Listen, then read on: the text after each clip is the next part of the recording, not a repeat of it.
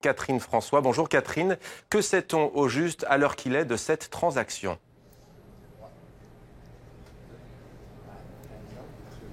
Alors, vous l'avez dit, le cirque passerait entre les mains d'un groupe d'investissement américain qui s'appelle TPG Capital et qui deviendrait propriétaire du cirque à 70%.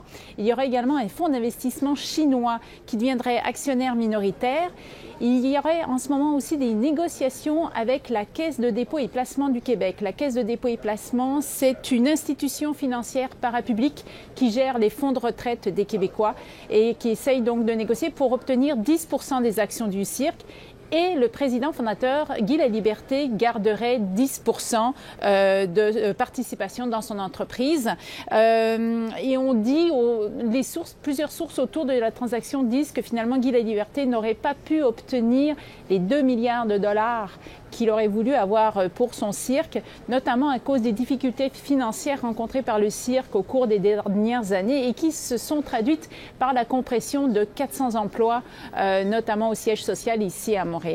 Alors Catherine, comment réagit Guy Laliberté, fondateur, vous l'avez dit, est numéro 1 du Cirque du Soleil, et que représente cette grande entreprise au Québec et au Canada plus largement ?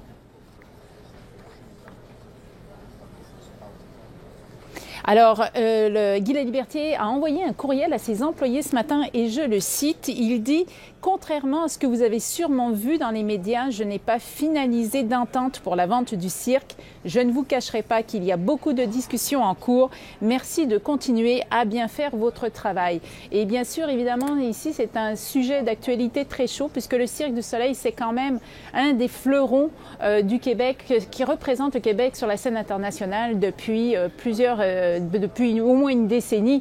Alors tout le monde se demande un petit peu si cette transaction est finalisée, est-ce que c'est une bonne ou une mauvaise chose finalement pour les employés du Cirque du Soleil. Beaucoup d'inquiétudes ici au siège social à Montréal où travaillent 1400 personnes, Mohamed. Catherine François à Montréal pour TV5 Monde. Merci Catherine pour ces précisions.